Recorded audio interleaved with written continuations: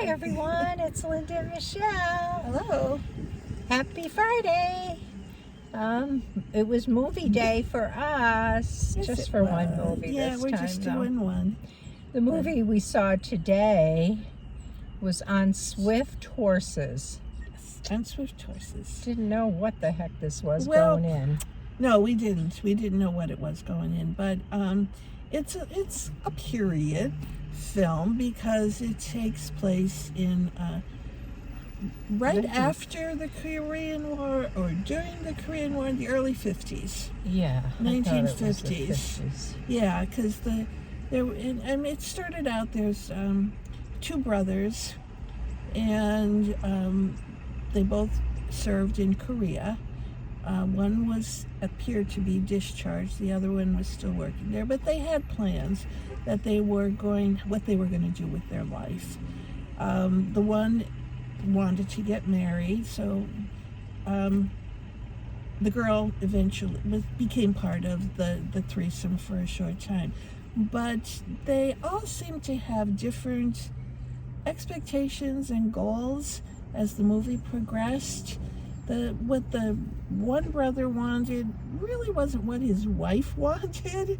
She had other ideas. The life he wanted was your traditional, be at home, buy a house, 1950s kind of thing. She was not happy with that. So she tried finding ways to add a little bit of excitement to her life, like playing the horses. The other brother, he kind of did not want anything to do with this plan of his brothers that they would all buy a house and live together happily ever after. So he wandered off and he started doing his own thing, and he went to Vegas and was working in a casino. The movie was like, to me, kind of, I don't know, spotty. You were going from one thing to the other thing, and not everything was connected for me. I don't know how you felt. I didn't feel like it wasn't connected, but what I did feel was like there wasn't a lot of character. I thought it was character development at the beginning as to who these characters were, because we just started this movie with these three people, and like I had to kind of figure it out from there, and it was never really clear. There were a lot of like signs and indications and things that would lead you in another direction. Well, see, I think that's kind of what I meant. You know, like they kind of, to me, jumped around. Never totally told you the whole story until you were looking at something else. It starts with the woman Muriel, with her then boyfriend Lee, who was proposing to her to get married, right?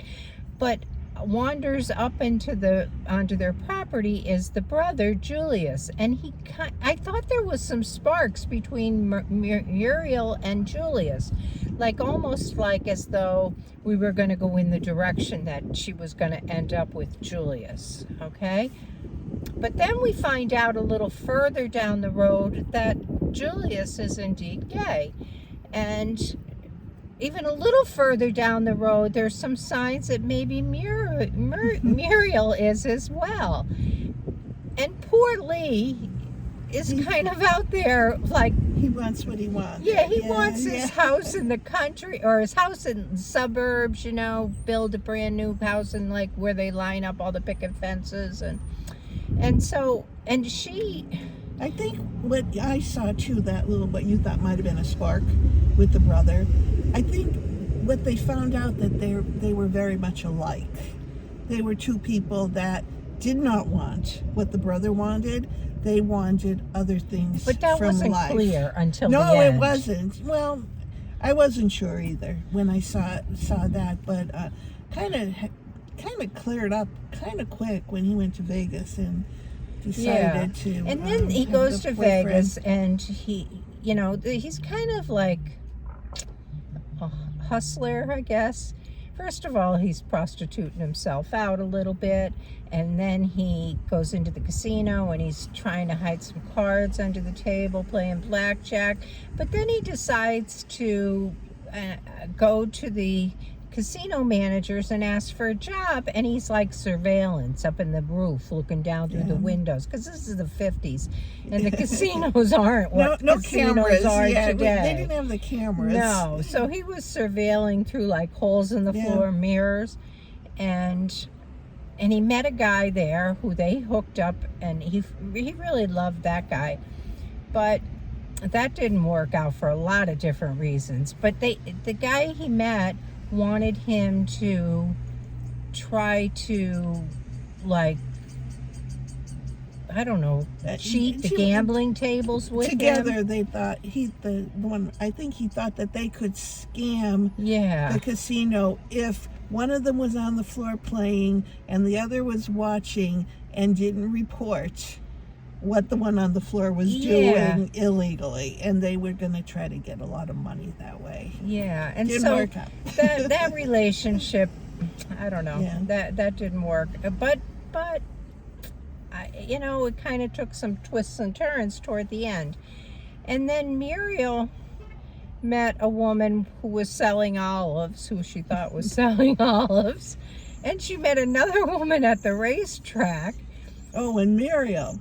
She was smart, and she was a smarty, and she did very well at the racetrack, but did not let on to her husband. No, she put the money away behind the mirror. Yeah. But she worked as a waitress, and she overheard people talking about what tips. were the She was hearing the tips. who were the good horses, and so she went and started by betting $20 on a race and won, and then put those winnings on the next horse and won, and then put those winnings on the next horse, and in the end ended up with $12,000. And in those days, a house was $4,000. Yeah. And so she gave her husband some money to buy the house and stashed the rest. And in the meantime, he thought she got the money because she sold Her mom's her house. mom's house that she was left.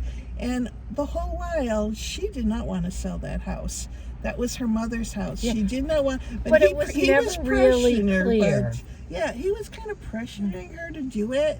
But she, but in the end, she kind of, to get him off her back, she gave him this money and said, "I sold my mom's house," and he was fine with that. Yeah. So, but in reality, she did not. Yeah. You know, It so was, I mean, the movie was okay. What I got out of it mostly was the struggles people had as gay people in the 50s. Like, the cops busted the bar, you know? Yeah. That kind of thing. Like, he got beat up, you know? Like, it was, you know, life was a real struggle. And divorce wasn't something that was real common. And, you know, at one point, Muriel said, somebody asked her about who owned her house, and her husband owned her house, because, of course, in the 50s, women didn't own houses and, you know, weren't allowed to have money and things. So, you know, a lot of that was evident in this movie if you looked for it. But I don't know. It was a different kind of a movie for sure. It was. It's a movie, like, we kind of thought, we probably need to think about this just a little to figure out, because perhaps there was more to it than we initially saw. Well, I think there was. I think it was a look at the 50s and what that was really, life was really like in that time period. Yeah, that was part of it. And people being able to kind of follow their dreams. I mean, because obviously she was breaking away from that housewife thing that people were kind of dropped into in the early 50s, you know. But the other thing is, she did mention to one of her girlfriends, her mom was very out there too. Her mom was the first to get a car, and her mom was the first to do this, to go to college. And, right. So she had a sense of individuality, I would think, from her mother's example, Yeah. and maybe that's why she wasn't so compliant to what her husband wanted. Yeah, I agree. You That's know? what gave her the spunk Yeah, to be able to test things and do where she wanted her heart to lead her. Yeah. I guess. it was, I don't know. I'd be interested in your thoughts if you saw it. Yeah. I don't know. How would you rate it? I'm gonna say a 6. Yeah. Mm-hmm. I'm going to go with 6.5 just Okay. because I think it's better than some of the movies that we label as 6, but it's not a 7 in my mind. Like any of the movies that we see, some people could see more into it. Yeah. And, you know, everybody's from different backgrounds, from different places, and you might connect more than we connected with some of the stories in this. I don't know. It's hard. It's a hard call, but Let us know what you thought if you saw it. that would be interesting.